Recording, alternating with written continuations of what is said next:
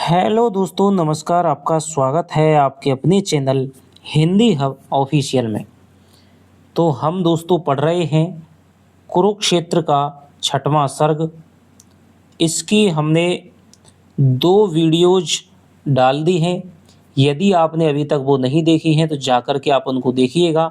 आज की ये अंतिम वीडियो है जिसमें व्याख्या पूरी हो जाएगी हमारी, और इसकी जो प्रश्नोत्तरी है वो आपको अगले वीडियो में मिलने वाली है। एक बात मैं आपसे कहना चाहूँगा, RPSC first grade, RPSC second grade की सारी रचनाएं चैनल पे करवा रखी हैं। आप जाकर के उनको देखिएगा। पूरी विस्तृत रूप से आषाढ़ का एक दिन हो, चाहे राम की शक्ति पूजा हो, चाहे गोदान उपन्यास हो, पूरा का पूरा विस्तृत रूप से, चाहे वो पद्य भाग में हो, चाहे कहानियाँ हों, पूरी दोस्तों करवा रखी हैं। तो आप जाकर के देखिएगा। और हमारी मेहनत यदि आपको अच्छी लग रही है तो थोड़ा-सा वीडियो को लाइक कर दीजिएगा। तो चलिए शुरू करते हैं। कल हमने जो पढ़ा था उसकी समरी मैं आपको आज का पूरा करने के बाद में मैं आपको लास्ट में करवाऊँगा। तो देखिए क्या कह रहे हैं दिनकर जी, रसवती भूखे।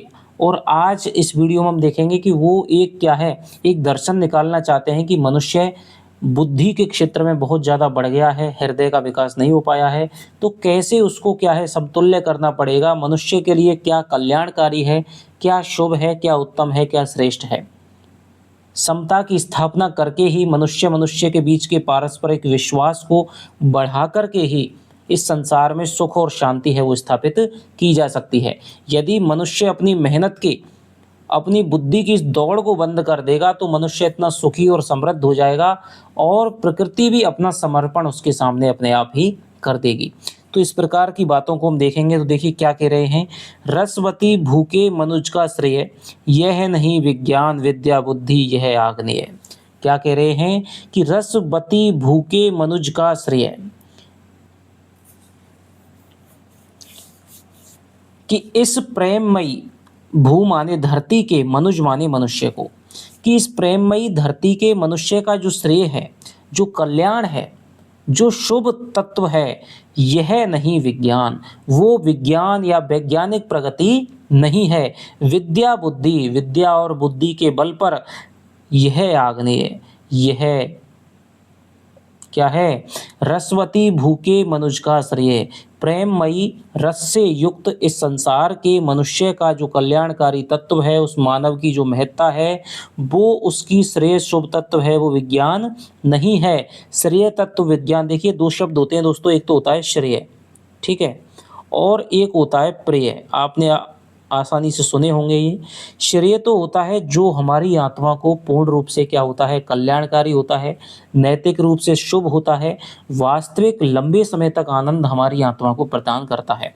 और एक होता है प्रेय, जो केवल हमें बाहर से अच्छा लगता है, हमारी इंद्रियों को केवल आनंद देता है, क्षणिक सुख प्रदान करने वाला होता है। तो श्रेय और प्रेय में हमेशा श्रेय को चुनना चाहिए। इसीलिए दिनकर बार बार इसमें श्रेय शब्द का यूज कर रहे हैं। तो श्रेय माने हो जाएगा कल्याणकर, श्रेष्ठ, उत्तम, नैतिक, शुभ, ठीक है। तो रसवती भूखे मनुज का श्रेय, कि इस प्रेममयी रस से युक्त संसार के या पृथ्वी के मनुष्य का जो श्रेय तत्व है वह विज्ञान नहीं है। विद्या और बुद्धि के बल पर विकसित जो ज्ञान विज्ञान है वो क्या है, आग्नेय, यानी कि संसार को जलाने वाला है, विश्वदाहक, संसार को जलाने वाला है, अग्नि के समान है, अग्नि तत्व से युक्त है, मृत्युवाहक और मृत्यु को लाने वाला है, सृष्टि का संताप और सारी सृष्टि के दुखों का क्या बन जाएगा, वो कारण है, सारी सृष्टि का दुख है, यानी दुखों का कारण है। क्या कह रहे हैं कि जो ये धरती है और इसमें जो मनुष्य है उसके लिए जो कल्याणकारी जो पक्ष है वो क्या है, वो विज्ञान नहीं है। विद्या और बुद्धि के बल पर लाई गई ये विज्ञान की जो मशीनें हैं, एटम बम है, ये नहीं है। जो विश्व को जलाते हैं, मृत्यु के वाहक होते हैं, ये नहीं है, बल्कि और कुछ है जिसको वो आगे बताएंगे। कि रसवती भूखे मनुज का श्रेय, कि इस रस से युक्त या प्रेममयी संसार के या धरती के मनुष्य का जो कल्याणकारी पक्ष है वो विद्या और बुद्धि के बल पर विकसित किया गया यह विज्ञान नहीं है, क्योंकि यह विज्ञान तो क्या है, केवल वास्तविक अर्थों में क्या है, ये अग्नि तत्व से युक्त है, विश्व को दाहक यानी जलाने वाला है, मृत्यु का वाहक है, मृत्यु को लाने वाला है, और सृष्टि का संताप, और सृष्टि को क्या करने वाला है, संतप्त करने वाला है, दुख देने वाला है, सृष्टि के दुखों का कारण है। भ्रांत पथ पर अंध बढ़ते ज्ञान का अभिशाप। और यह विज्ञान तो क्या है, भ्रांत पथ पर, पथभ्रष्ट, पथ से भ्रष्ट होकर बढ़ते हुए अंधे ज्ञान के अभिशाप के समान है। क्या कह रहे हैं कि ये जो विज्ञान है, ये विज्ञान के भौतिक विद्या और बुद्धि के बल पर तरक्की प्राप्त की गई ये जो विज्ञान है, वो क्या है, भ्रांत पथ पर यानी किसी भ्रमित पथ पर अंध बढ़ते, बिना विचारे बढ़ते हुए ज्ञान के साप के समान है। कि क्या कह रहे हैं कि प्रेममयी धरती के मनुष्य का जो कल्याणकारी तत्व है, जो शुभ तत्व है, वो विद्या और बुद्धि के बल पर विकसित किया गया ये विज्ञान नहीं है। यह वैज्ञानिक प्रगति तो क्या है, अग्नि तत्व से युक्त है, विश्व को जलाने वाली है, मृत्यु को लाने वाली है, और सृष्टि के संताप से युक्त है, यानी सृष्टि के सारे दुखों का क्या है, कारण है। भ्रांत पथ पर अंध बढ़ते ज्ञान का अभिशाप। और ये वैज्ञानिक प्रगति मनुष्य के लिए किसी भ्रमित भटके हुए पथ पर, भ्रमित पथ पर बिना विचारे बढ़ते हुए ज्ञान के अभिशाप के समान है। यानी ऐसा व्यक्ति क्या है, मनुष्य इस विज्ञान की वजह से अपने रास्ते से, जो उसका मानवता का रास्ता था, उससे वो पथभ्रष्ट हो गया है और बिना विचारे ही लगातार इस अंधी दौड़ में चलता हुआ जा रहा है। तो ये तो क्या है, विज्ञान केवल ज्ञान का क्या है, एक शाप है कि हमने ज्ञान प्राप्त किया और ज्ञान से हमको क्या मिल गया, अच्छा सोच रहे थे, लेकिन ज्ञान तो हमारे लिए क्या बन गया, शापित बन गया। कि ये भ्रमित पथ पर बिना विचारे बढ़ते हुए ज्ञान का शाप मात्र है। आगे चलते हैं। भ्रमित प्रज्ञा का कुतुक यह इंद्रजाल विचित्र। भ्रमित यानी कि क्या, ये भ्रमित, भ्रम में पड़ी हुई प्रज्ञा यानी बुद्धि का कुतुक माने कौतूहल, यह इंद्रजाल विचित्र, यह विचित्र ही इंद्रजाल यानी जादू से भरा खेल है। इंद्रजालिक विद्या कहते हैं दोस्तों किसको, जादू टोना से भरी विद्या को, जादू की विद्या को कहते हैं इंद्रजालिक। तो ये जो विज्ञान की जो प्रगति है, विज्ञान का जो चमत्कार है, ये भ्रमित बुद्धि का जो कौतूहल है, वो केवल विचित्र जादू से भरा हुआ है। जो विनाशक जो वैज्ञानिक आविष्कार हैं, वो केवल आविष्कारों का जो कौतूहल है, वो केवल क्या है, भ्रमित बुद्धि के विस्मयकारी जादू के खेल कहे जा सकते हैं। यानी कि मानव ने केवल भ्रमित बुद्धि से और जादू के ये खेल हैं वो पैदा कर लिए हैं। विज्ञान के जो आविष्कार हैं केवल विस्मयकारी, मनुष्य को आश्चर्यचकित करने वाले जादू के खेल के समान है। श्रेय मानव के ना आविष्कार ये अपवित्र, और ये विज्ञान के जो अपवित्र आविष्कार हैं, वो श्रेय मानव के, जो श्रेष्ठ मानव है, उसके आविष्कार नहीं है। भ्रमित प्रज्ञा का कुतुक यह इंद्रजाल विचित्र। ये जो मानव के जो वैज्ञानिक आविष्कार हैं, वैज्ञानिक प्रगतियां हैं, विज्ञान के विनाशक जो आविष्कार हैं, वो केवल मनुष्य की भ्रमित बुद्धि के कौतूहल से उत्पन्न विचित्र जादू के खेल कहे जा सकते हैं। कि ये जो आविष्कार हैं वो मनुष्य की भ्रमित बुद्धि के कौतूहल से उत्पन्न विचित्र जादू के खेल के समान हैं, या खेल कहे जा सकते हैं। और ये आविष्कार, ये अपवित्र आविष्कार श्रेष्ठ मानव के नहीं हैं। और क्या कह रहे हैं देखिए, तो इंद्रजाल के समान है। तो ये क्या कह रहा है,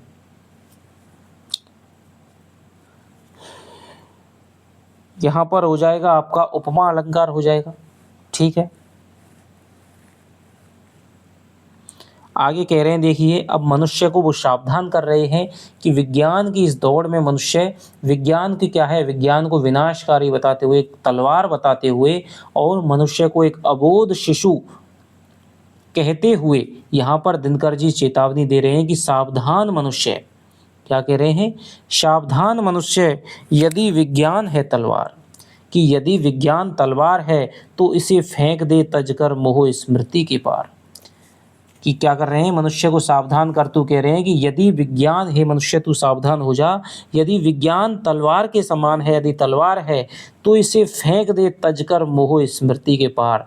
तो इस विज्ञान को तू क्या कर दे, फेंक दे, इस विज्ञान की तलवार को तू फेंक दे, इसका तू तज, इसका मोह को क्या कर दे, त्याग कर दे, और स्मृति के पार, और इसको स्मृति पटल से इसको तू बिल्कुल पार कर दे, अलग कर दे, हटा दे।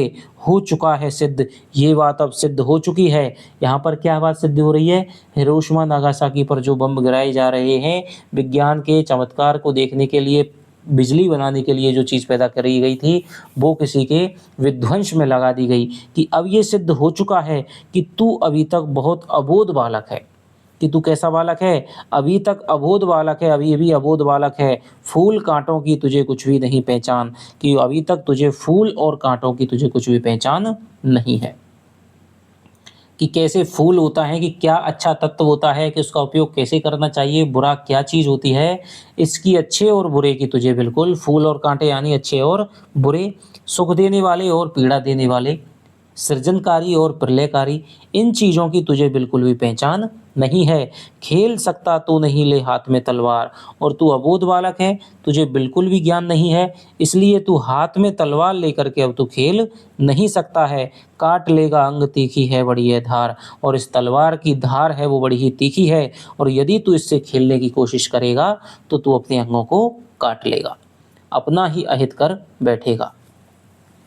तो देखिए क्या कह रहे हैं कि हे मनुष्य तू सावधान हो, और यदि विज्ञान तलवार है तो इसे तू, तलवार है तो इसे, इसका मोह मत कर, इसको फेंक दे, और इसको अपने स्मृति पटल से पार कर दे, इसको अपने स्मृति पटल से हटा दे। हो चुका है सिद्ध, ये बात अब भली भांति सिद्ध हो चुकी है कि तू अभी तक क्या है, बहुत भोला भाला नादान शिशु है। फूल कांटों की तुझे कुछ भी नहीं पहचान, तुझे अच्छे और बुरे चीज़ों की, सृजनकारी और प्रलयकारी चीज़ों की कुछ भी पहचान नहीं है। खेल सकता तू नहीं हाथ ले हाथ में तलवार, और तू अभी अबोध बालक है, तुझे कुछ भी ज्ञान नहीं है, इसलिए तू हाथ में तलवार लेकर के अब खेल नहीं सकता है। और यदि तू खेलने की कोशिश करेगा तो इस तलवार की जो धार है वो बड़ी ही तीखी है, और इससे तू अपना ही क्या कर लेगा, अंगों को काट लेगा, अपना अनिष्ट कर बैठेगा।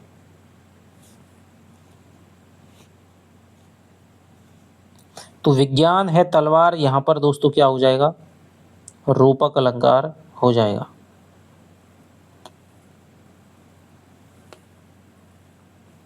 आगे चलते हैं। रसवती भूखे मनुज का श्रेय, यह नहीं विज्ञान कटु आग्नेय। क्या कह रहे हैं कि रसवती भूखा श्रेय, कि ये जो रसवती यानी प्रेममयी जो धरती है, उसके मनुष्य का जो कल्याणकारी पक्ष है, जो उसका उत्तम पक्ष है, उसके लिए जो कल्याणकारी है, वो यह नहीं विज्ञान, वो ये विज्ञान नहीं है। ये विज्ञान तो कैसा है, कड़ु यानी कटवा है, और आग्नेय यानी अग्नि तत्व से युक्त है, और उस विध्वंस करने वाला है।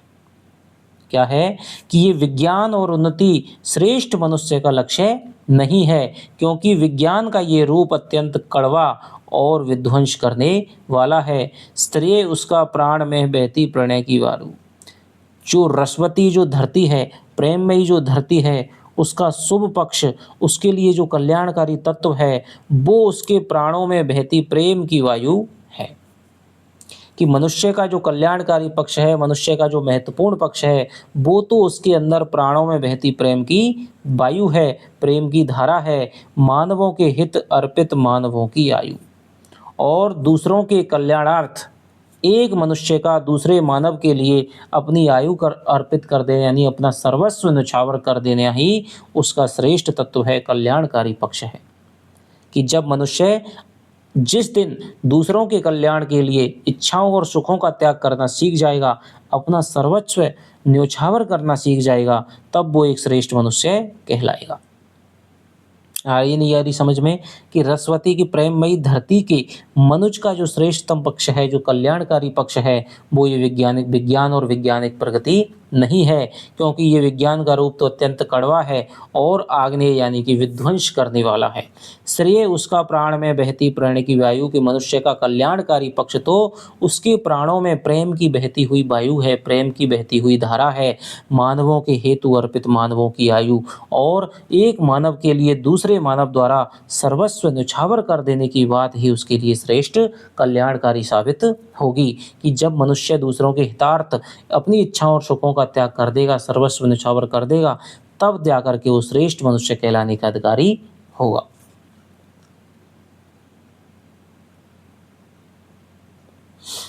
श्रेय उसका आंसुओं की धार, क्या कह रहे हैं कि श्रेय उसका आंसुओं की धार, कि उसके लिए जो श्रेष्ठ कर है, श्रेयस्कर है, वो तो आंसुओं की धार ही श्रेष्ठ है, उत्तम है। श्रेय उसका भग्न बीड़ा की अधीर पुकार, और वो क्या है, भग्न बीड़ा यानी टूटी हुई बीड़ा की अधीर पुकार को सुनकर के यदि कोई व्यक्ति आंसुओं की धारा यानी द्रवीभूत हो जाता है, तो ये मानव के लिए सबसे कल्याणकारी पक्ष हो जाएगा। कि उस श्रेय उसका आंसुओं की धार, कि उसका जो श्रेष्ठतम पक्ष है, उसका जो नैतिक पक्ष है, उसका जो शुभ पक्ष है, वो उसके किसी दूसरे के दुख को देख कर के आंसुओं की धार में आंसुओं की धार से क्या हो जाना है, आंसुओं की धार के रूप में द्रवीभूत हो जाना है। श्रेय उसका भग्न वीणा की अधीर पुकार, कि मनुष्य का जो श्रेष्ठ पक्ष है वो किसी टूटी हुई वीणा की अधीर पुकार को सुन करके, यानी कि किसी दुखी व्यक्ति की आर्तनाद को सुन करके, करुण चीत्कार को सुन करके आंसुओं की धारा के रूप में द्रवीभूत होने में है। दिव्य भावों के जगत में जागरण का गान, और श्रेष्ठकर पक्ष क्या है कि दिव्य भावों के जगत में जागरण का गान, कि दिव्य भावों के लिए, पवित्रतम भावों के लिए, दिव्य भावों के जगत में जागृति का गान करने में उसका शुभ पक्ष है। कि क्या करे, वो नए नए दिव्य भावों को जगाने के लिए क्या करे, गान करे, लोगों को बताए, लोगों को जोड़े। तो दिव्य भावों के जगत में जागरण का गान, कि दिव्य भावों के जगत में जागृति का गान करने में, जागृति का गान करने में उसका क्या है, शुभ पक्ष है। मानवों का श्रेय आत्मा का किरण अभियान, और मानवों का जो श्रेष्ठ पक्ष है वो आत्मा की प्रकाश ज्योति का अभियान चलाने में है।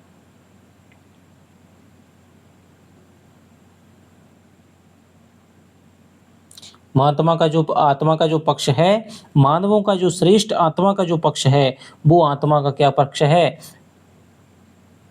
आत्मा के क्या है, आत्मा को क्या है, ज्ञान रूपी किससे, किरण अभियान यानी कि ज्ञान का अभियान चलाने में है। तो ज्ञानार्जन में क्या करने में, यजन माने यज्ञ करने में, कि मानवों की आत्मा का जो श्रेष्ठ तत्व है वो ज्ञानार्जन, किरण अभियान का अर्थ ले लेंगे ज्ञानार्जन, ठीक है। तो ज्ञानार्जन में क्या है, यज्ञ करने में है, दूसरों के हित के लिए सब कुछ अर्पित करने में है, न्यौछावर करने में है, और आत्म सुख का त्याग और अपने सुख का त्याग करने में है। मनुष्यों का सबसे श्रेष्ठ पक्ष है वो छिपा हुआ है। कि श्रेय उसका आंसुओं की धार, श्रेय उसका भग्न वीणा की अधीर पुकार, कि मनुष्य का जो श्रेष्ठतम कल्याणकारी जो पक्ष है, किसी टूटी हुई वीणा की आर्त पुकार को सुनकर के, किसी दीन दुखी की करुण चीत्कार को सुनकर के द्रवीभूत होने में है। दिव्य भावों के लिए जगत में जागृति का गान चलाने में है। मानवों का श्रेय आत्मा का किरण अभियान, और मानवों का जो श्रेष्ठतम पक्ष है वो आत्मा का किरण अभियान चलाने में है, यानी कि ज्ञानार्जन को धारण करने में है। और ज्ञानार्जन में क्या, यजन माने यज्ञ करने में है, अर्पण माने अपनी स्वार्थों को क्या है, अर्पित करने में है, और आत्म सुख का त्याग और अपने सुख का त्याग करने में है। श्रेय मानव का तपस्या की दहकती आग, और अपने सुख का त्याग करके मनुष्य का जो श्रेय है वो तपस्या की दहकती आग यानी कि कठोर साधना में, तपस्या की दहकती अग्नि यानी कि कठोर साधना करने में है।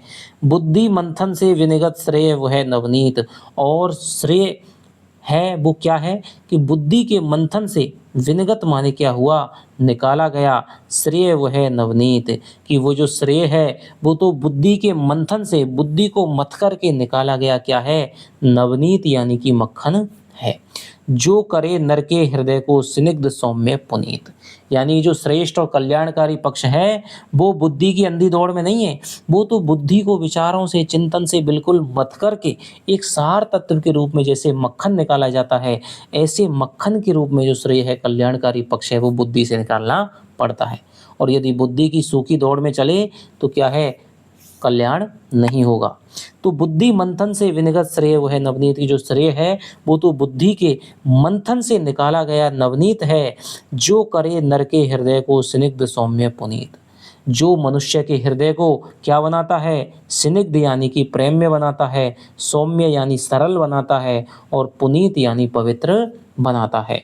श्रेय वह विज्ञान का वरदान, और श्रेय वह विज्ञान का वरदान है, हो सुलभ सबको सहज जिसका रुचिर अवदान।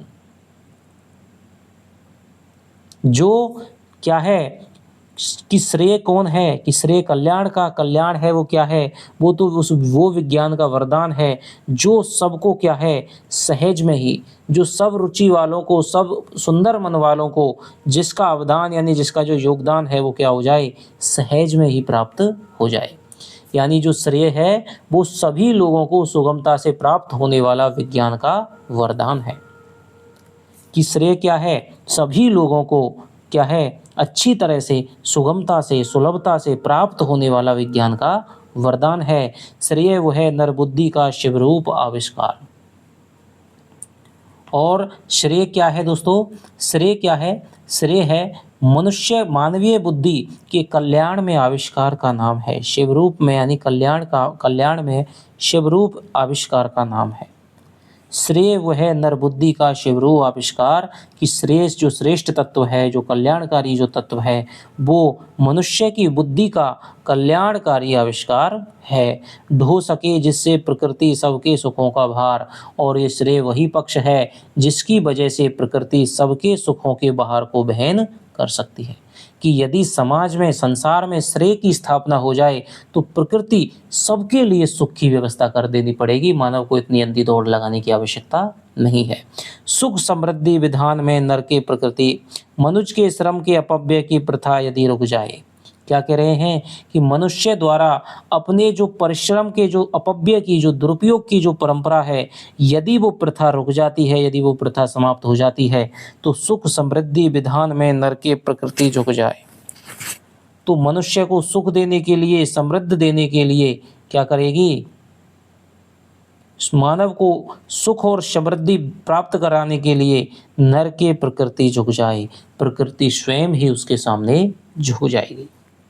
कि यदि मनुष्य जो इतना ज़्यादा श्रम कर रहा है, इतनी ज़्यादा दौड़ लगा रहा है प्रकृति को जीतने के लिए, यदि मनुष्य इस श्रम के अपव्यय को रोक दे, और तो क्या है, स्वयं प्रकृति ही उसे सुख और शांति प्रदान करने के लिए स्वयं ही आत्मसमर्पित हो जाएगी, नतमस्तक हो जाएगी।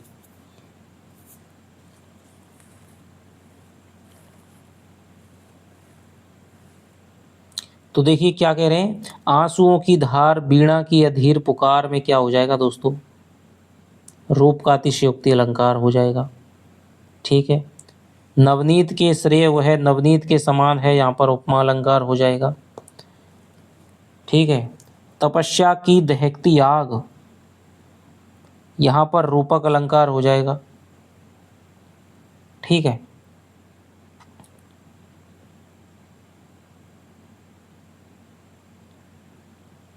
तो देखिए एक बार और देखते हैं, श्रेय उसका आंसुओं की धार, श्रेय उसका भग्न मीड़ा की अधीर पुकार। कि जो अब दिनकर जी बता रहे हैं कि ये जो मैं बार बार क्या कह रहा हूँ, श्रेय तत्व है, तो ये श्रेय है वो क्या है, कि जो श्रेय है, जो कल्याण है, वो तो क्या है, किसी भग्न बीड़ा की अधीर पुकार को सुन करके, अथवा किसी दीन दुखी की करुण पुकार को सुन करके द्रवीभूत होने में मिलेगा, द्रवीभूत होने में है।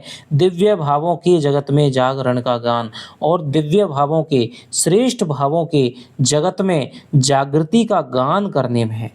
यानी कि दिव्य भावों का जगत प्रेम है, करुणा है, परोपकार है, दया है, ममता है, त्याग है, तो इनके जगत में जागृति का गान यानी कि तुम्हें बताना होगा, निरंतर अपने आप को क्या करना पड़ेगा, चैतन्य करना पड़ेगा, दूसरों को भी जागृत करना पड़ेगा, उसके लिए जो गान गाना पड़ेगा, उसके लिए कोशिश करनी पड़ेगी। मानवों का श्रेय आत्मा का किरण अभियान, और मानवों के लिए जो श्रेय तत्व है वो आत्मा का किरण अभियान, आत्मा के लिए किरण अभियान यानी ज्ञानार्जन में है, आत्मा के ज्ञानार्जन में है, आत्मा के स्वरूप को प्राप्त करने में है, प्रकाश का अभियान चलाने में है। और प्रकाश किसका है, वो ज्ञान का प्रकाश है, और वो किसके लिए, आत्मा के लिए, ना कि बुद्धि के लिए। बुद्धि का ज्ञान, आत्मा ज्ञान अलग है। यजन अर्पण आत्म सुख का त्याग, और मनुष्य का जो श्रेय है वो ज्ञानार्जन में क्या करना, यज्ञ करने के लिए, होम करने के लिए, अर्पित करने के लिए, आत्म सुख के त्याग को क्या करने के लिए, अर्पित करने में है। श्रेय मानव का तपस्या की दहकती आग, और मनुष्य का जो श्रेय है वो तो कठोर तपस्या की दहकती आग अर्थात कठोर साधना करने में है। बुद्धि मंथन से विनिगत श्रेय वह नवनीत की श्रेय वह तत्व है जो बुद्धि के मंथन के पश्चात नवनीत यानी मक्खन के समान निकलता है। जो करे नर के हृदय को स्निग्ध सौम्य पुनीत, और यह श्रेय नवनीत के समान निकल करके मनुष्य के हृदय को स्निग्ध यानी कि प्रेम, कोमल, सौम्य यानी सरल, पुनीत यानी पवित्र कर देता है। श्रेय वह विज्ञान का वरदान, की ये श्रेय है वो विज्ञान का वरदान है। हो सुलभ सबको सहज जिसका रुचिर अवदान, कि श्रेय का रुचि युक्त जो योगदान है वो सबको सहज सुगमता से प्राप्त होने वाला यह विज्ञान का वरदान है। कि जो श्रेय तत्व है वो सबको सहज और सुगमता से प्राप्त होने वाला विज्ञान का वरदान है। श्रेय वह नर बुद्धि का शिवरूप आविष्कार, कि श्रेय वह तत्व है जो मानवीय बुद्धि ने कल्याण में आविष्कार के रूप में बनाया है। कि श्रेय नर बुद्धि का कल्याण में यह आविष्कार है, ढो सके जिससे प्रकृति सबके सुखों का भार। और जब ये श्रेय तत्व प्रत्येक मानव के हृदय में, संपूर्ण सृष्टि में व्याप्त हो जाएगा तो स्वयं प्रकृति सबके सुखों की और समृद्धि का जो भार है वो स्वयं ढोने लग जाएगी, यानी मनुष्य के सुख की व्यवस्था प्रकृति स्वयं करने लग जाएगी। मनुष्य के श्रम के अपव्यय की प्रथा यदि रुक जाए, और अंत में कहते हैं दिनकर जी कि मनुष्य द्वारा अपने अथक परिश्रम के अपव्यय की, दुरुपयोग की ये जो परंपरा है यदि ये समाप्त हो जाती है, रुक जाती है, तो सुख समृद्धि विधान में नर प्रकृति के झुक जाए। तो मनुष्य को इतनी ज़्यादा सुख और समृद्धि प्राप्त होगी कि उसका विधान करने के लिए जो प्रकृति है स्वयं ही मनुष्य के आगे नतमस्तक हो जाएगी,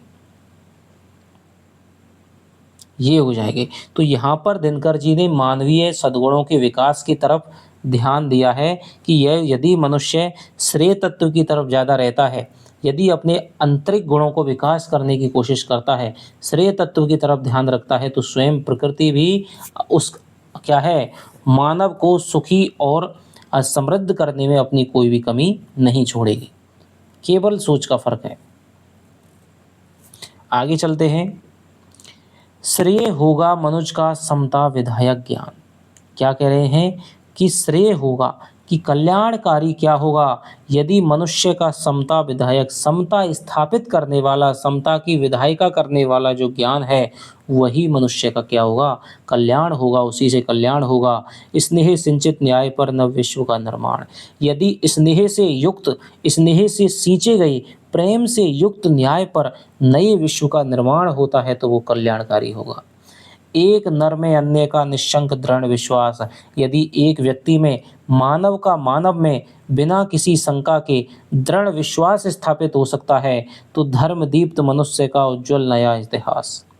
तो धर्म से युक्त, धर्म की ज्योति से युक्त जो मनुष्य है उसका जो उज्ज्वलतम और नया इतिहास है वो समर यानी युद्ध से, शोषण से और हिरास की विरुद्धावली से, हिरास की विरुद्धावलियों से क्या होगा, हीन होगा। यानी यदि एक एक नर का एक दूसरे में विश्वास, दृढ़ विश्वास स्थापित हो जाए तो धर्म से जो दीप्त मनुष्य है उसका जो उज्जवल नया इतिहास है वो बनेगा।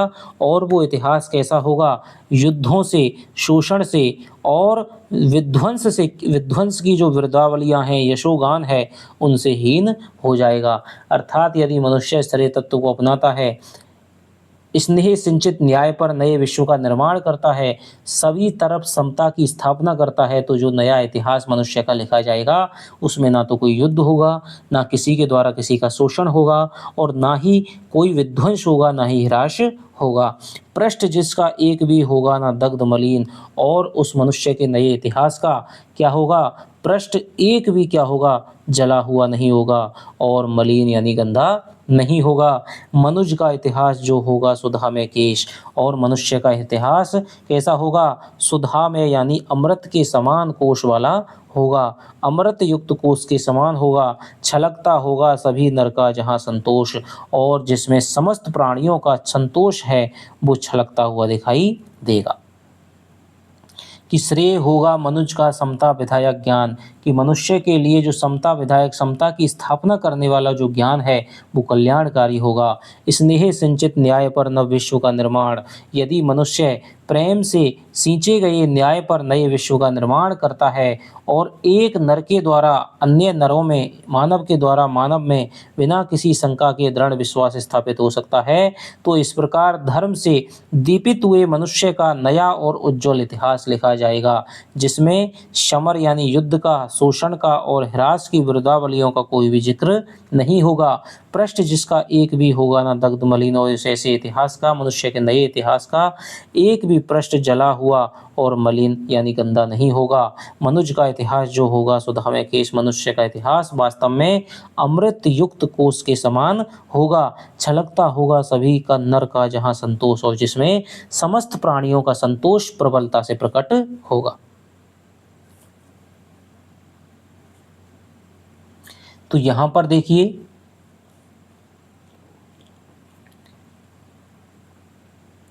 मनुष्य को दोस्तों क्या है, समता विधायक ज्ञान की स्थापना करने की यहाँ पर दिनकर की जो रीति है वो दिखाई देती है।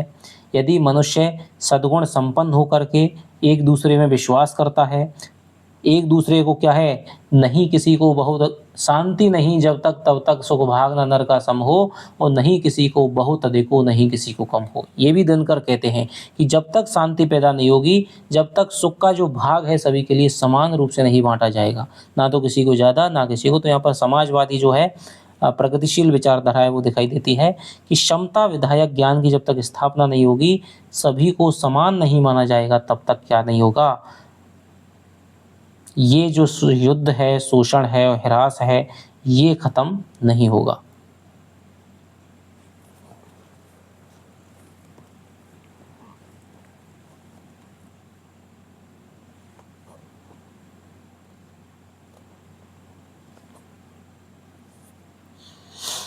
तो यहां पर देखिए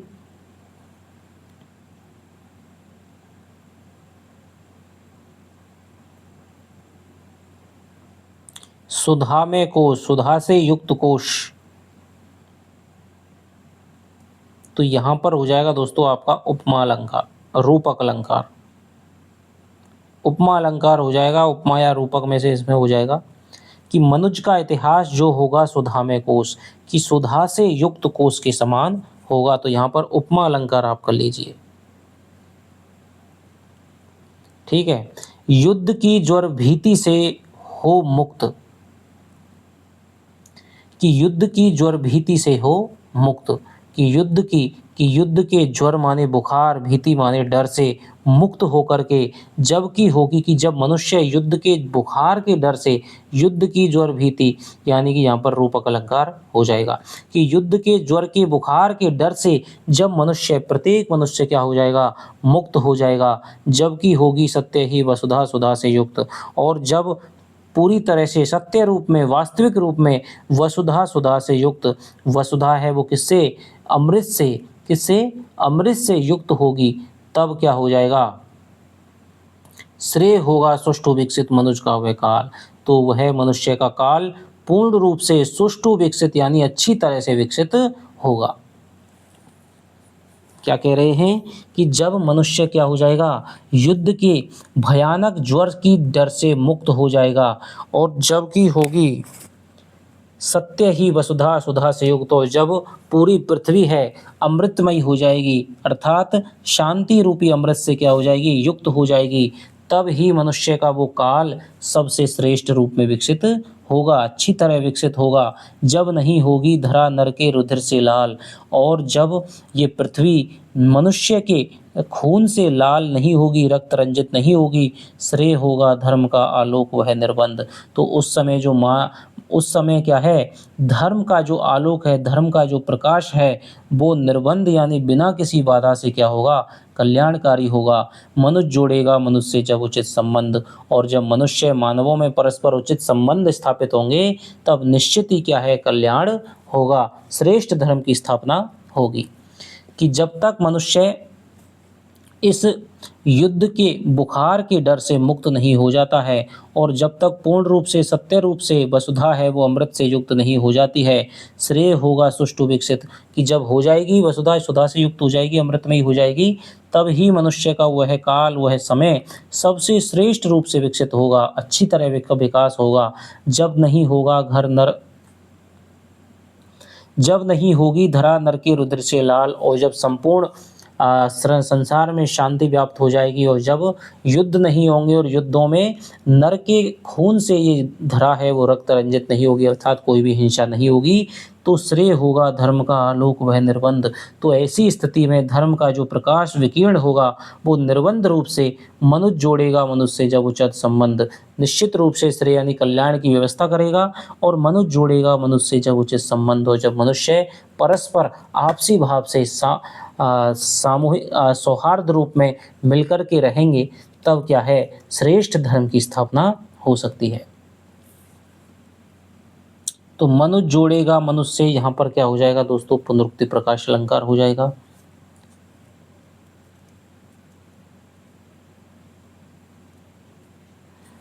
और युद्ध की ज्वर भीति रूपक अलंकार हो गया। वसुधा सुधा से युक्त, यहाँ पर देखिए बहुत ही क्या है, यमक अलंकार, सभंग यमक अलंकार हो जाएगा, सभंग यमक अलंकार हो जाएगा। और सुधा में हो जाएगा रूप का अतिशयोक्ति अलंकार हो जाएगा। ठीक है, तो ये अलंकार हो जाएगा कि जब पूरा संसार है वो युद्ध के बुखार के डर से मुक्त हो जाएगा, और जो वसुधा है वो क्या हो जाएगी, अमृतमय यानी शांति से संतोष से भर जाएगी। तब मनुष्य का जो काल है वो सबसे श्रेष्ठ रूप में विकसित होगा। जब ये धरती है वो मनुष्य के खून से लाल नहीं होगी, तब जो धर्म का जो प्रकाश जो फैलेगा वो निर्बंध रूप से फैलेगा, और प्रत्येक मनुष्य अपने मनुष्य से उचित संबंध बनाएगा, और तब एक श्रेष्ठ धर्म की, श्रेष्ठ कर कल्याणकारी धर्म की स्थापना हो जाएगी। साम्य की वह रश्मि स्निग्ध उदार, और इस प्रकार क्या कह रहे हैं कि समानता की वह रश्मि स्निग्ध यानी प्रेममयी जो रश्मि है,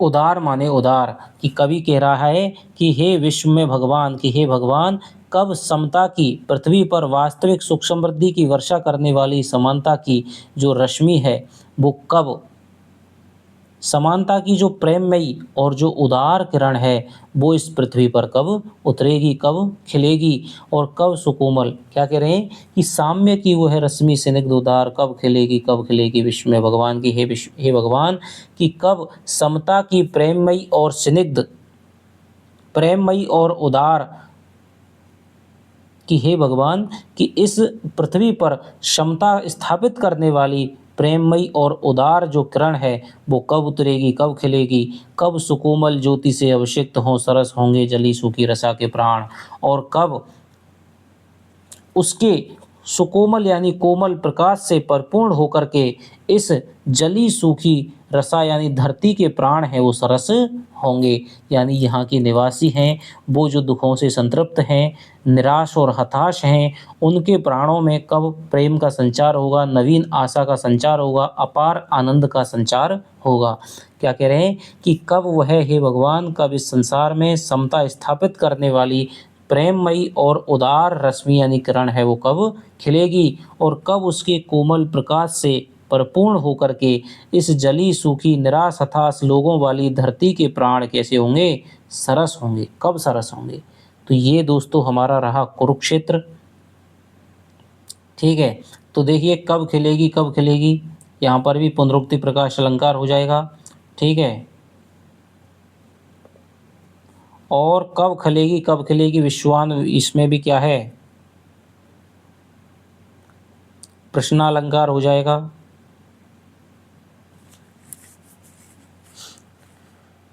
ठीक है साहब। तो ये दोस्तों हमारा आज का रहा है।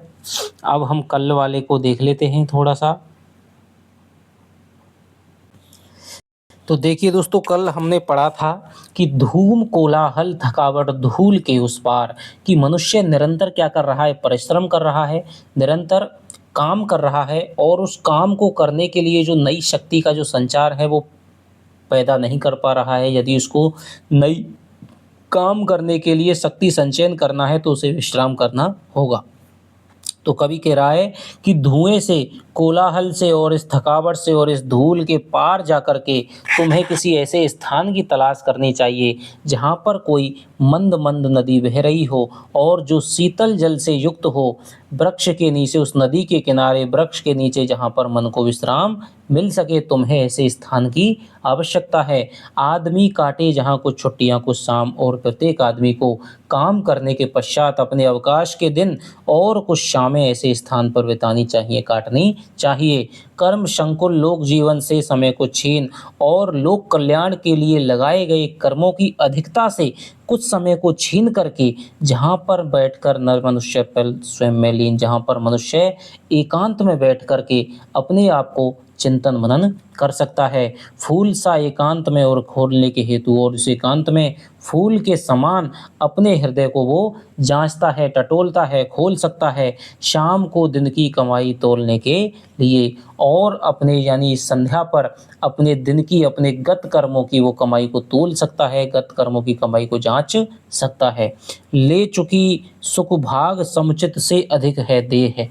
और दिनकर जी कह रहे हैं कि मनुष्य की जो देह है वो अपने उचित सुख भाग से अधिक है, वो ले चुकी है। मनुष्य के लिए सुख सुविधाएं तो कभी कमी नहीं रही है, और भी बहुत सारी सुख सुविधाएं उत्पन्न की जा सकती हैं, लेकिन देवता है मांगते मन के लिए लगुगे।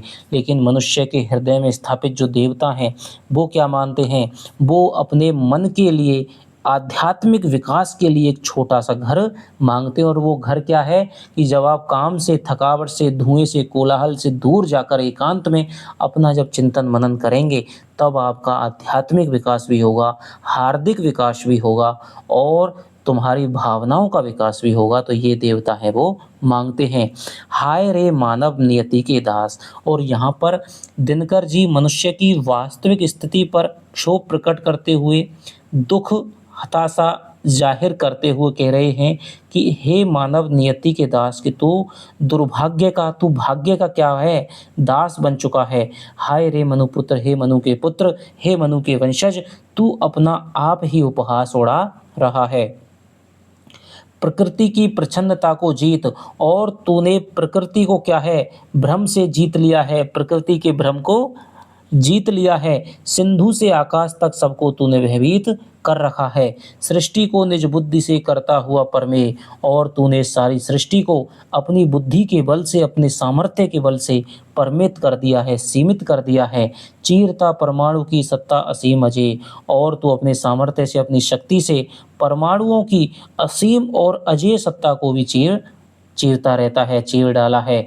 बुद्धि के पवमान में उड़ता हुआ असहाय, तो बुद्धि के तूफान में असहाय होकर के उड़ा जा रहा है।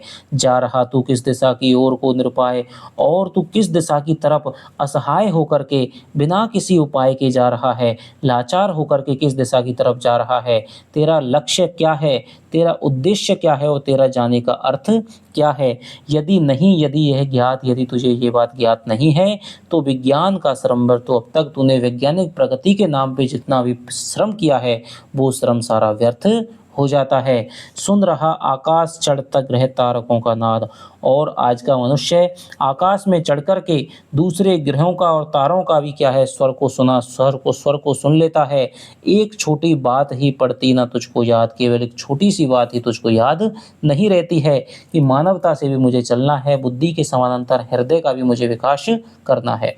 कि एक सीधी बात, एक छोटी सी बात यह है, एक सीधी सी बात यह है कि विश्व में छाई हुई है वासना की रात, कि संपूर्ण विश्व में वासना की, भोग लिप्सा की की एक रात है वो छाई हुई है और वासना की यामिनी उस वासना की भोग लिप्सा की उस रात्रि का अंधकार इतना गहरा है कि जिसके अंधकार तिमिर माने अंधकार से हार करके हो रहा नर भ्रांत अपना आप ही आहार भ्रांत होकर के भ्रमित होकर के नर अपना आहार स्वयं ही हो रहा है, अर्थात अपने मानवता को वो स्वयं ही नष्ट कर रहा है। बुद्धि में नव की सुरभि तन में रुधिर की खींच और मनुष्य की बुद्धि में आकाश की सुगंधी है वो समाई हुई है, अर्थात मनुष्य नित्य रूप से आकाश को विजित करने के स्वप्न है वो देखता रहता है, लेकिन उसके शरीर में जो रक्त है वो किसका है, वो रक्त है वो कीच के समान गंदा और अपवित्र हो गया है। यह वचन से देवता पर कर्म से पशु नीच। और आज का जो मनुष्य है वो वचन से व्यवहार से तो देवता दिखाई देता है, लेकिन वो अपने कर्मों से पशु से भी नीच है। यह मनुष्य जिसका गगन में जा रहा है ज्ञान, ये जो मनुष्य है जिसका ज्ञान, जिसका शक्ति का ज्ञान जो किस में जा रहा है, गगन में जा रहा है। कांपते जिसके करों को देखकर परमाणु, जिसके हाथों की शक्ति को देख कर के परमाणु भी कांपते हैं। खोल कर अपना हृदय गिरी सिंधु भू आकाश, और जिसके सामने पर्वत गिरी यानी पर्वत, महासागर, पृथ्वी और आकाश अपना हृदय खोलकर जिसको अपने गुप्ततम गोपनीय इतिहासों को जिसको सुना चुके हैं, यानी कि पर्वत ने, महासागर ने, भू यानी धरती ने, आकाश ने अपने हृदय को खोल करके अपने गुह्यतम इतिहास को जिसके लिए सुना दिया है, अर्थात मनुष्य ने इन सभी के बारे में समुचित पूर्ण जानकारी है वो प्राप्त कर ली है, इनके गोपनीय रहस्यों को भी जान लिया है। खुल गए पर्दे मनुष्य के लिए, सारे प्राकृतिक पर्दे खुल गए हैं। रहा अब क्या कहाँ अज्ञे, और इस सृष्टि में, संसार में, इस ब्रह्मांड में मनुष्य के लिए कुछ भी अनजाना नहीं रहा है। किंतु नर को चाहिए नित्य विघ्न कुछ निर्जय, और अब जब कुछ उसके लिए जीतने को नहीं रहा है, फिर भी इस मनुष्य को नित्य नए नए विघ्न और कुछ दुर्जय ऐसी चीज़ें चाहिए जिनको आसानी से, बहुत कठिनता से जीता जा सके। सोचने को और करने को नया संघर्ष, और इसको हमेशा ही नया सोचने के लिए, नया करने के लिए करने के लिए हमेशा नया संघर्ष की आवश्यकता पड़ती है। नव्य जय का क्षेत्र पाने को नया उत्कर्ष, और हमेशा इसके लिए नया उत्कर्ष, नित्य नया उत्कर्ष पाने के लिए, नई विजय का उत्कर्ष पाने के लिए नव्य जय का, नई विजय का क्षेत्र इसको चाहिए होता है। कि क्या है, ये अपना उत्कर्ष तब मानता है जब ये कोई नई विजय पा लेता है। पर धरा सुपरीक्षिता विश्लिष्ट स्वाद विहीन, लेकिन ये जो धरती है वो तो अच्छी तरह से जांच ली गई है, अच्छी तरह से परीक्षित कर ली गई है, उसकी परीक्षा कई बार कर ली गई है और अच्छी तरह से वो विश्लेषित की जा चुकी है, अर्थात उसके बारे में सब कुछ जाना जा चुका है, और अब वो स्वाद विहीन हो गई है। ठीक है, यह पढ़ी पोथी ना दे सकती प्रवेग नवीन, और यह पढ़ी हुई पोथी के समान हो गई है जो अब मनुष्य को नवीन प्रेरणा नहीं दे सकती है। एक लघु हस्तामलक यह भूमि मंडल गोल, ये जो गोल भूमि मंडल है वो एक छोटे हाथ में रखे हुए आंवले के समान मनुष्य को लगता है। मानवों ने पढ़ लिए सब पृष्ठ खुद के खोल, और यह जो पृथ्वी है, ये जो धरती है, ये भूमि मंडल है, वो एक पढ़ी हुई पोथी जिसके सारे पृष्ठों को मनुष्य ने पढ़ लिया है, और अब ये पोथी क्या है, उसको नवीन उत्साह है, नवीन आशा का संचार वो नहीं कर पा रही है। किंतु नर प्रज्ञा सदा गतिशालिनी उद्यम, किंतु जो मानव की जो बुद्धि है वो सदा से ही गतिशील रही है, उद्यम ले सकती कहीं रुक पर एक विश्राम, और ये जो प्रबल मानव की जो बुद्धि है वो इतना ज़्यादा काम करती रहती है कि काम, इतना प्रबल काम करने के बावजूद भी एक पल को विश्राम नहीं लेती है। यह परीक्षित भूमि, ये जो भूमि है वो बार बार परीक्षित की गई है, बार बार जांची गई है। यह पोथी पठित प्राचीन, कि यह पढ़ी हुई पोथी के समान है, और प्राचीन सोचने को दे उसे अब बात को नवीन, और ये प्राचीन पोथी अब उसे नई बात सोचने को कैसे दे सकती है। यह लघु ग्रह भूमि मंडल व्योम यह संकीर्ण, और यह भूमि मंडल लघु ग्रह छोटे ग्रह के आकार में होता जा रहा है, और ये जो आकाश है उसके लिए संकीर्ण हो गया है। चाहिए नर को नया कुछ और जग विस्तीर्ण, अब मनुष्य को अपने वैज्ञानिक अनुसंधान करने के लिए, कुछ नवीन अनुसंधान करने के लिए कुछ नया और विस्तृत जग की, विस्तृत संसार की आवश्यकता है। घुट रही नर बुद्धि की ही सांस, नवीनता का आग्रह न समाप्त होने पर नव्य आविष्कारों के अभाव में कुछ नया ना कर पाने के कारण जो मनुष्य की जो बुद्धि है उसकी स्वयं ही सांस घुट रही है। चाहती वह कुछ बड़ा जग, कुछ बड़ा आकाश, वह कुछ बड़ा संसार चाहती है, कुछ बड़ा आकाश चाहती है, जिससे वो अपने नवीन अनुसंधानों को, नवीन क्रियाकलापों को कर सके। यह मनुष्य जिसके लिए लघु हो रहा भूगोल, ये जो मनुष्य है जिसके लिए सारी जो पृथ्वी है वो छोटी होती जा रही है। अपर ग्रह जय की तृषा जिसमें उठी है बोल, और अब उसमें क्या है, दूसरे ग्रहों को भी विजित करने की उत्कंठा उसमें जाग गई है। यह मनुष्य विज्ञान में निष्णात, और ये जो मनुष्य है वो विज्ञान में कैसा है, कुशल है, जो करेगा स्यात मंगल और विदु से बात, जो संभवतः किससे, मंगल और यानी चंद्रमा से क्या करेगा, वार्तालाप करने के लिए आतुर है। यह मनुष्य ब्रह्मांड का सबसे सुरम्य प्रकाश, कि यह मनुष्य इस ब्रह्मांड का सबसे सुंदर प्रकाश है। कुछ छिपा सकते ना जिससे भूमि या आकाश, जिससे भूमि और आकाश कुछ भी छिपा नहीं सकते हैं। यह मनुष्य जिसकी शिखा उद्यम, और ये मनुष्य जिसकी प्रबल ज्योति है, कर रहे जिसको चराचर भक्ति युक्त परिणाम, और जिसकी प्रबल ज्योति को देख करके, जिसकी शक्ति और सामर्थ्य को देख करके, जिसको जड़ और जो चेतन है वो सारे भक्ति पूर्वक प्रणाम कर रहे हैं। यह मनुष्य जो सृष्टि का श्रृंगार, और ये जो मनुष्य है वो सृष्टि का क्या है, आभूषण है। ज्ञान का, विज्ञान का, आलोक का यानी प्रकाश का क्या है, ये आगार है, ये कोश है, खजाना है। पर सुको सुनतो सुको मंगल जगत के लोग, लेकिन हे मंगल जगत के लोगों, मंगल देश के लोगों, मंगल ग्रह के लोगों, यदि तुम सुनना चाहते हो तो सुनो। तुम्हें छूने को रहा जो जीव कर उद्योग, तुम्हें छूने के लिए जो जीव जो उद्योग यानी परिश्रम कर रहा है, कोशिश कर रहा है, वह अभी पशु है। वो अभी कैसा है, वो तो पशु है, निरा पशु, बिल्कुल पशु है। हिंस्र हिंसक है, रक्त का प्यासा है। बुद्धि उसकी दानवी है, स्थूल की जिज्ञासु, और उसकी राक्षसी बुद्धि अभी स्थूल तत्वों की जिज्ञासा में ही लगी हुई है, स्थूल तत्वों को जानने में लगी हुई है। कड़कता उसमें किसी का जब कभी अभिमान, और उसमें उसकी बुद्धि में जब किसी का अभिमान कड़कता हुआ दिखाई देता है तो फूंकने लगते हैं सभी हो मत मृत्यु विषाण, तो सारे लोग पागल होकर के मृत्यु का बाजा है उसको फूंकने लगते हैं, अर्थात मृत्यु से भी नहीं डरने देने वाली क्रांति कर लेते हैं, अर्थात युद्ध कर लेते हैं। यह मनुष्य ज्ञानी श्रृंगालों कुकुरों से हीन, कि ये जो मनुष्य है, ज्ञानी मनुष्य है, वो सियारों और कुत्तों से हीन होकर के अनेकों क्रूर, हिंसक और कर्म मलिन गंदे काम करता रहता है। देह ही लड़ती नहीं है, जूझते हैं प्राण, और युद्ध में इसकी केवल देह ही शामिल नहीं होती, बल्कि उसमें मन और प्राण से ये जूझता हुआ दिखाई देता है। साथ होते ध्वंस में इसके कला विज्ञान, और इसके जब युद्ध करता है तो ये कला और विज्ञान का भी सहारा लेता है, तो इसके साथ में कला और विज्ञान भी ध्वंस होते हुए दिखाई देते हैं। अर्थात जो कला और विज्ञान मानव के लिए लाभकारी हैं, सृजनकारी हैं, उनको भी ये विध्वंसक बना देता है। इस मनुष्य के हाथ में विज्ञान से भी फूल, विज्ञान के भी फूल, कि इस मनुष्य के हाथ में विज्ञान के समान लाभकारी सुगंधित जो फूल हैं वो आकर के वज्र होकर वो वज्र हो जाते हैं, वज्र के समान भयानक विनाशकारी हो जाते हैं, और छूटते शुभ धर्म अपना भूल, और अपना जो शुभ धर्म है उसको भी भूल जाते हैं। यह मनुष्य जो ज्ञान का आगार, कि ये जो मनुष्य है वो ज्ञान का खजाना है, ज्ञान का भंडार है। यह मनुष्य वो सृष्टि का आभूषण है।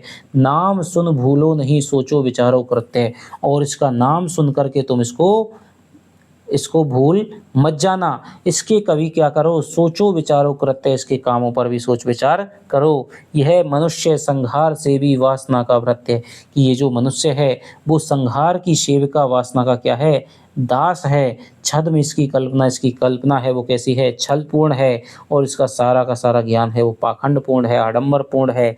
यह मनुष्य मनुष्यता का घोरतम अपमान, और ये मनुष्य मनुष्यता के लिए भयंकर अपमान के समान है, सबसे बड़ा अपमान है। व्योम से पाताल तक सब कुछ इसे है ये, आकाश से लेकर के पाताल तक इसको सारे रहस्यों के बारे में पता है, सब कुछ ये जानता है। पर ना यह परिचय मनुष्य का, ना यह उसका श्रेय, लेकिन यह उसका परिचय नहीं है, और ना ही ये उसके लिए कल्याणकारी है। श्रेय उसका बुद्धि पर चैतन्य और की जीत, उसके लिए तो श्रेय तत्व है कि चेतना पर, कि जिस मनुष्य ने अपनी बुद्धि पर चैतन्य और की जीत, सजग हृदय की जीत है वो प्राप्त कर ली है। श्रेय मानव की असीमित मानवों से पीछ। जो मनुष्य असंख्य मानवों से प्रेम करता है, एक नर से दूसरे के बीच का व्यवधान, और जो मनुष्य एक दूसरे के बीच की बाधाओं को, एक दूसरे के बीच के भेद को नष्ट करता है, तोड़ देता है, वही ज्ञानी है, वही विद्वान है और वही मानव भी है। तो मानव होने की पहचान क्या है? जो अपने हृदय की बुद्धि पर जीत प्राप्त करवा देता है, असंख्य मनुष्यों से प्रेम करता है और एक दूसरे के लोगों को, आपसी संबंधों को मधुर और सौहार्द बनाने की कोशिश करता है। जो जीव बुद्धि अधीर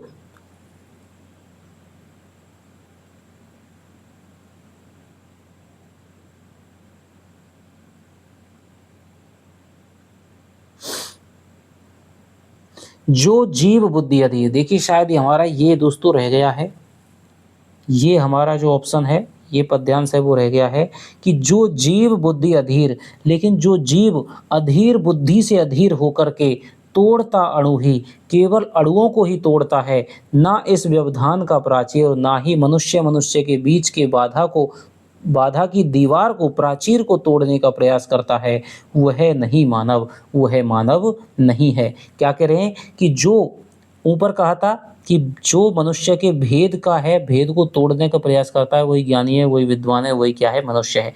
लेकिन जो जीव, जो व्यक्ति उस बुद्धि से अधीर होकर के केवल अणुओं को ही तोड़ने का प्रयास करता है, बमों को विस्फोट करने का कार्य करता है और मनुष्य के बीच की जो बाधा है, उसकी जो दीवार बनी हुई है, उसको तोड़ने का प्रयास नहीं करता है, तो वो मानव नहीं है। वो मानव से या तो उच्च है, उच्च प्राणी है, या फिर नीच प्राणी है, या फिर मानव से भिन्न प्राणी है, चित्र प्राणी है, किसी अज्ञात ग्रह का छिन्न, और वो किसी क्या है? गिरे हुए, किसी अज्ञात अनजाने ग्रह से गिरा हुआ कोई विचित्र ही प्राणी है, जो कि मनुष्य से या तो उच्च है, या फिर छोटा है, या फिर उससे भिन्न है। स्यात माने शायद, संभवतः मंगल या शनिचर लोक का अवदान, कि वो मंगल या शनिचर ग्रह के, मंगल या शनिचर के क्या है? उसका क्या है? अवदान है। अजनबी करता सदा अपने ग्रहों का ध्यान, और इस तरह वो यहाँ पर आकर के अजनबी के रूप में सदा अपने ग्रहों का ध्यान किया करता है।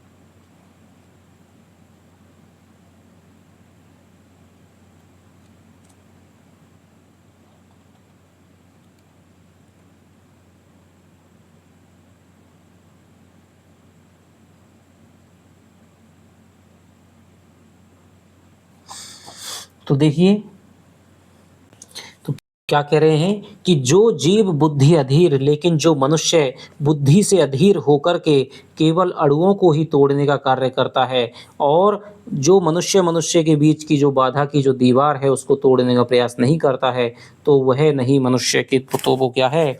मानव नहीं है। मनुष्य से उच्च, लघु या भिन्न, वो कोई मनुष्य से क्या है? उच्च या छोटा या भिन्न प्राणी है, जो किसी अनजाने ग्रह से गिरा हुआ विचित्र प्राणी है, और शायद मंगल और शनिचर ग्रह के लोक का क्या है? वो उपलब्धि है, उनका अवदान है, उनका वो चिन्ह है। अजनबी करता सदा अपने ग्रहों का ध्यान, और इस तरह वो अजनबी बन करके सदा अपने ग्रहों का ध्यान किया करता है, अर्थात हमेशा स्वार्थ सिद्धि में लगा रहता है। रसवती भूखे मनुज का श्रेय, और इस प्रेममयी धरती के मनुष्य का जो श्रेय तत्व है, वो विज्ञान नहीं है, वो विद्या बुद्धि के बल पर प्राप्त की गई विज्ञान नहीं है, क्योंकि ये विज्ञान का रूप तो कैसा है? अग्नि से युक्त है, विश्व को जलाने वाला है, मृत्यु को लाने वाला है, और सृष्टि का संताप यानी सृष्टि के दुख का कारण है। भ्रांत पथ पर अंध बढ़ते ज्ञान का अभिशाप, और इस वैज्ञानिक प्रगति के कारण मनुष्य के लिए जो विज्ञान का वरदान है, वो कैसा है? भ्रांत यानी किसी भ्रमित पथ पर अंध बढ़ते, यानी कि बिना विचारे बढ़ते हुए ज्ञान के अभिशाप के समान है। भ्रमित प्रज्ञा का कुतुक यह इंद्रजाल विचित्र, और ये विज्ञान की जो उपलब्धियां हैं, विज्ञान है, वो तो भ्रमित बुद्धि के कौतूहल से उत्पन्न जादू भरे विचित्र खेल के समान है। श्रेय मानव के न आविष्कार ये अपवित्र आविष्कार एक श्रेष्ठ मनुष्य के नहीं है। सावधान मनुष्य यदि विज्ञान है तलवार, कि हे मनुष्य तुम सावधान हो जाओ, यदि विज्ञान तलवार है तो इसे तू फेंक दे, इसका मोह तू त्याग दे और इसको अपने स्मृति पटल से पार कर दे, दूर कर दे। हो चुका है, ये बात सिद्ध हो चुकी है, तू अभी तक नादान अबोध बालक है। फूल और कांटों की, अच्छे और बुरे की तुझे कुछ भी पहचान नहीं है। खेल सकता तू नहीं ले हाथ में तलवार, और तू अभी तक कुछ भी ज्ञान नहीं है, इसलिए हाथ में तलवार लेकर के खेल नहीं सकता है। काट लेगा अंग, तीखी है बड़ी यह धार, और तू इसकी ये धार है बड़ी तीखी है, इससे तू अपने अंग को काट लेगा, अर्थात अपना ही अनिष्ट कर बैठेगा। रसवती भूखे मनुज का श्रेय, और इस प्रेममयी मनुष्य के, प्रेममयी धरती के जो मनुष्य का जो श्रेय पक्ष है, यह नहीं विज्ञान, विज्ञान नहीं है, ये तो क्या है, विज्ञान का जो रूप है बड़ा ही कड़वा है और बड़ा ही विध्वंसकारी है। श्रेय उसका प्राण में बहती प्रणय की वायु, मनुष्य का जो श्रेय तत्व है, जो श्रेष्ठ तत्व है, वो उसके प्राणों में बहती हुई प्रेम की वायु है, प्रेम की धारा है। मानवों के हेतु अर्पित मानवों की आयु, और मानवों के लिए, एक दूसरे के लिए अपना सर्वस्व न्यौछावर कर देने वाली बात है। श्रेय उसका आंसुओं की धार, श्रेय उसका भग्न वीणा की अधीर पुकार, और मानवों का जो श्रेष्ठ तत्व है वो किसी भग्न वीणा की अधीर पुकार को सुनकर के, अर्थात किसी दीन दुखी व्यक्ति की पीड़ा को सुनकर के द्रवीभूत होने में है, आंसुओं की धारा के रूप में है। दिव्य भावों के जगत में जागरण का गान, और पवित्र और दिव्यतम भावों के जगत में जागृति का गान गाने में है। मानवों का श्रेय आत्मा का करण अभियान, और मनुष्यों का जो श्रेय है वो आत्मा के किरण अभियान पर निकलने में है, आत्मा का ज्ञानार्जन करने में है। और इस आत्मा के ज्ञानार्जन में, यजन यानी यज्ञ करने में, अर्पण करने में, आत्म सुख का त्याग, अपने सुख का त्याग करने में है। श्रेय मानव का तपस्या की दहकती आग, और मानव का जो श्रेष्ठ पक्ष है वो तपस्या की दहकती आग को निभाने में है, अर्थात कठोरतम साधना करने में है। बुद्धि मंथन से विनिगत श्रेय वह नवनी, ये जो श्रेय तत्व है वो बुद्धि के मंथन से निकाला हुआ मक्खन है, जो करे नर के हृदय को स्निग्ध सौम्य पुनि, जो नर के हृदय को कोमल और सरल और पवित्र कर देता है। श्रेय वह विज्ञान का वरदान हो सुलभ सहज, जिसका रुचिर अवदान, और ये जो श्रेय तत्व है वो ऐसा वरदान है जो सबको सहज और सुगमता से प्राप्त हो जाता है। श्रेय वह नर बुद्धि का शिवरूप आविष्कार, और जो श्रेय तत्व है वो मनुष्य की बुद्धि का क्या है, कल्याणमयी आविष्कार है। ढो सके जिससे प्रकृति सबके सुखों का भार, और जिससे प्रकृति है वो सबके सुखों का भार है वो ढो सकती है। मनुष्य के श्रम के अपव्यय की प्रथा रुक जाए, और यदि मनुष्य के लगातार परिश्रम के दुरुपयोग की जो परंपरा है यदि वो रुक जाती है, तो सुख समृद्धि विधान में नर की प्रकृति झुक जाए, तो मनुष्य को सुख और समृद्ध बनाने के विधान के लिए स्वयं प्रकृति ही मनुष्य के आगे नतमस्तक हो जाएगी। श्रेय होगा मनुष्य का समता विधायक ज्ञान, और श्रेष्ठ मनुष्य के लिए जो समता की स्थापना करने वाला ज्ञान है वो सबसे ज़्यादा कल्याणकारी होगा। स्नेह से युक्त न्याय पर यदि नए विश्व का निर्माण होता है, एक नर के द्वारा अन्य मनुष्यों में निश्चंक बिना किसी शंका से दृढ़ विश्वास दिखाया जाता है, तो धर्म से दीपित हुआ ऐसा मनुष्य का नया और उज्जवल इतिहास लिखा जाएगा। और उस इतिहास में ना तो कहीं समर यानी ना तो युद्ध, शोषण और हिरास की वृद्धावलियों का जिक्र होगा, अर्थात इन सब से वो इतिहास है वो हीन होगा। पृष्ठ जिसका एक भी होगा ना दग्ध मलिन हो, जिसका पृष्ठ एक भी जला हुआ और मलिन यानी गंदा नहीं होगा। मनुष्य का इतिहास जो होगा सुधा में कोश, और मनुष्य का इतिहास वो हमेशा अमृत से युक्त कोश होगा। छलकता होगा सभी नर का जिसमें संतोष हो, जहाँ पर सभी नर का, सभी लोगों का संतोष है वो छलकता हुआ जिसमें दिखाई देगा। युद्ध की ज्वर भीति से हो मुक्त, यदि मनुष्य युद्ध की बुखार की डर से मुक्त हो जाता है, तब जबकि होगी सत्य की वसुधा सुधा से युक्त, तब ही सत्य ही रूप में जो पृथ्वी है किससे युक्त होगी, जब पृथ्वी है पूरी वसुधा है वो किससे, अमृतमयी शांति से और संतोष से युक्त होगी। श्रेय होगा सुष्ठु विकसित मनुष्य का वह काल, तो मनुष्य का वो है समय, मनुष्य का वो काल। श्रेय यानी श्रेष्ठ रूप से विकसित हुआ मनुष्य का वो काल ही क्या होगा, श्रेष्ठ होगा। और जब नहीं होगी धरा नर के रुधिर से लाल, और जब ये पृथ्वी मनुष्य के खून से लाल नहीं होगी, रक्त रंजित नहीं होगी, श्रेय होगा धर्म का आलोक वह निर्बंध। तो बिना किसी बाधा के धर्म का जो आलोक है वो विकीर्ण होगा और वही क्या होगा, श्रेयस्कर होगा। मनुष्य जोड़ेगा मनुष्य से जब उचित संबंध, और जब मनुष्य एक दूसरे से अपने उचित और व्यवहारिक संबंधों को जोड़ेगा, आपसी सौहार्दपूर्ण संबंधों को निभाएगा, तब एक श्रेष्ठ धर्म की स्थापना हो जाएगी। आगे कह रहे हैं कि साम्य की वह रश्मि स्निग्ध उदार, कि हे भगवान समता की स्थापना करने वाली कोमल और उदार वाली जो रश्मि है, जो किरण है, वो इस विश्व में कब खिलेगी, कब उतरेगी, कब उसकी सुकोमल ज्योति से परिपूर्ण होकर के इस जली सूखी निराश हताश लोगों वाली धरती के प्राण हैं वो सरस होंगे, अर्थात यहाँ के लोगों में कब आशा का और नए उत्साह का संचार होगा। तो ये रहा दोस्तों आपका कुरुक्षेत्र का 6वां सर्ग, जिसकी व्याख्या हमने 3 भागों में 2-2, 3-3, 4-4 बार हमने देख ली है। अब भी यदि कोई दिक्कत हो दोस्तों आपको बताना, ठीक है। क्वेश्चन कराऊंगा तब शायद मैं आपको कोशिश करूंगा आपको समझाने की। जौन सी रचना आप नहीं आपको मिल रही है तो आप मुझको कमेंट कर सकते हैं किसी भी रचना पे, प्रत्येक कमेंट का मैं जवाब देने का दोस्तों कोशिश करता हूं। तो चलिए आपसे मिलता हूं। अब अगली वीडियो इसकी प्रश्नोत्तरी की होगी, तो प्रश्नोत्तरी की वीडियो के साथ मैं मिलता हूं और जल्द ही आपको अलग रचना से भी रूबरू करवाया जाएगा। तो चलिए दोस्तों, बाय बाय, जय हिंद, जय भारत।